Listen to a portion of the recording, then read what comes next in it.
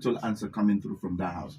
But that's a conversation for another day. Now, Nigerians are telling the Senate president, you have to call Mr. President and reverse some government policies on foreign exchange as part of measures to reduce inflation and hardship. The call was contained in a statement that was put out by Youth Pressure Group, Delta Youth Peace and Development Initiative, DYPDI, on Wednesday in Asaba, and signed by the coordinator, talking about a comrade Friday Odabi, and Delta Central Coordinator, Comrade Malcolm Tagra. Of course, also have Delta South Coordinator, Comrade Christian Otowo. The group also appealed to youths in Delta State not to participate in the hardship protest, scheduled to take place from the 1st of August to the 10th of August. Now, they urge youths to sustain peace in their various communities, towns, and villages, saying that despite economic hardship in the country, the Delta State government has performed creditably well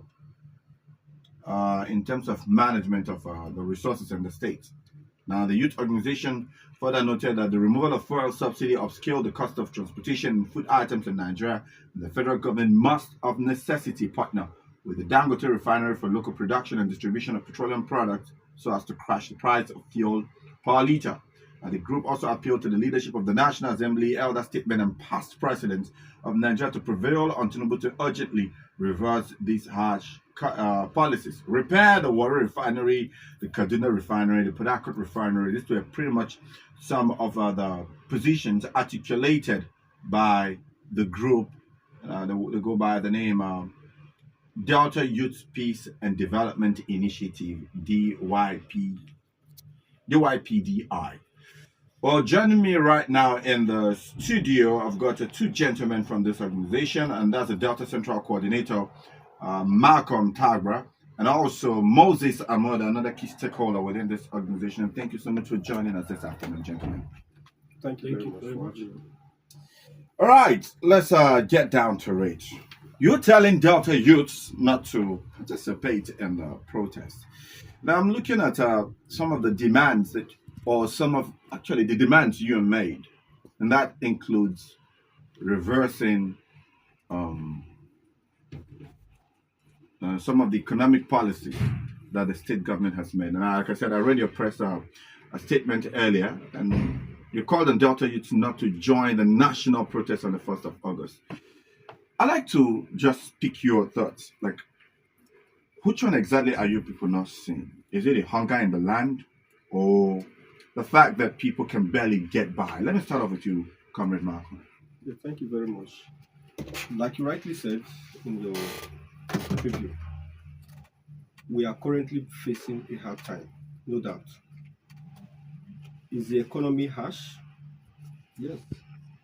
Are we currently facing hardship? Yes. Is it enshrined in our constitution for us to embark on peaceful protest? Yes. But is it the right time for us to embark on this protest? No. So I'm trying to base my premise from the fact that during the last NSAS protest, I was an active participant because we planned the protest. It was planned to be peaceful, but there were some unintended consequences that we didn't know, that some people who are not patriotic, who are hoodlums, criminals, use the guise of the protest.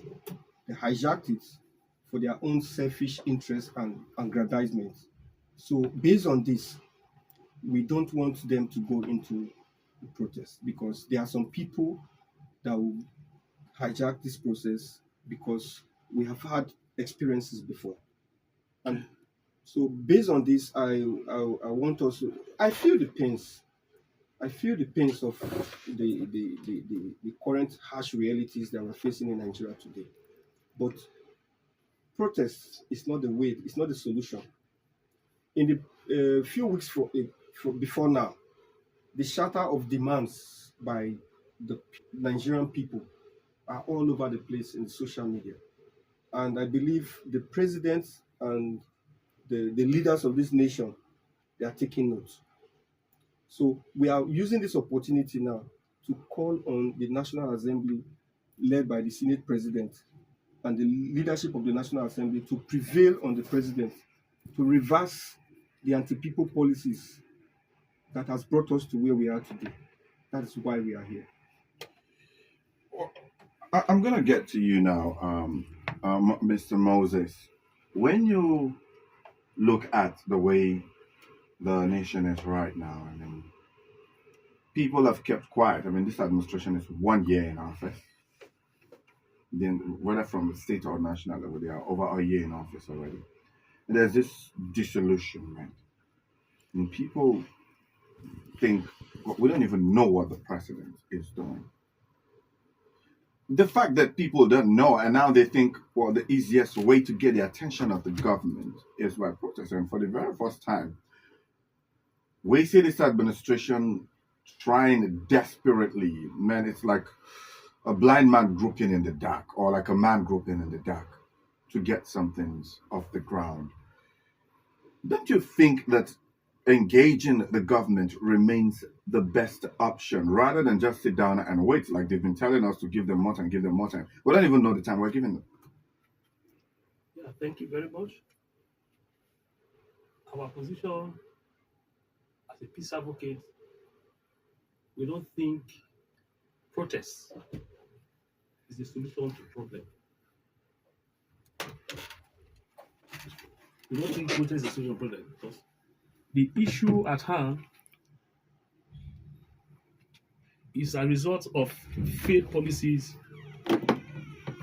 introduced by the president under the leadership of President Bola Tinubu.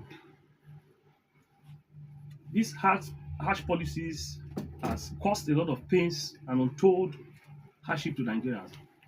Yeah, we understand their plight, we understand their pains. Even we here speaking on behalf of the body, we know what Nigerians are passing through. But it will not be proper for us at this time to engage in protest. What I think we need to do, and one of the drives we are going for, we want the president, like my colleague said, to reverse some of these harsh economic policies that has created a lot of, left over 2 million Nigerians in poverty and hunger.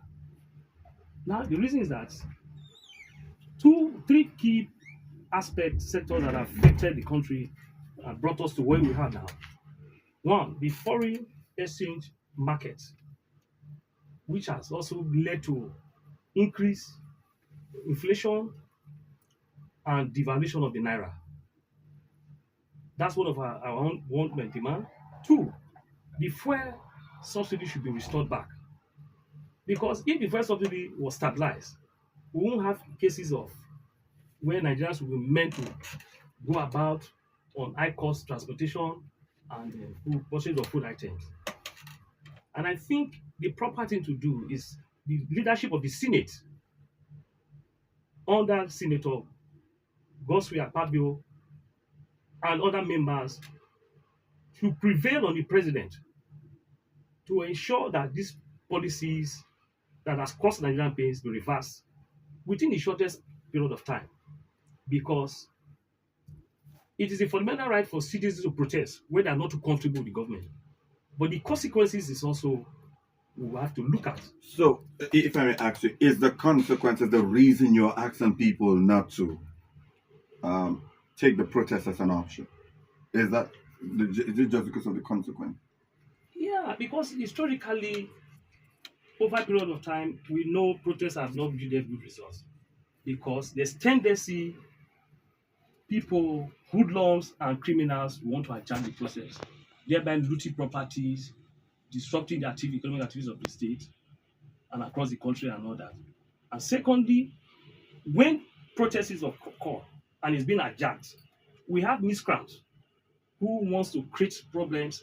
One, it is the poor masses that will suffer because the schools will not open, markets will not open, even you cannot even go to your place of worship.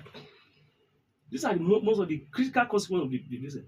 Then, of course, we have some set of hoodlums who also want to target government infrastructure. Don't forget that most of this infrastructure built by the government is for the people. It's not for the government, it's for the people. So you will find people want to destroy them, and those projects are based on taxpayers' money. They were built upon the taxpayers' money. So we don't want such things to occur. We don't want it. We don't need anybody that will set the country ablaze. We don't want our state to be involved, in the sense that Delta State have been experiencing peaceful coexistence, sustainable peace, and equitable development. So this is our stand. We are appealing to the youth not to be involved in the protests.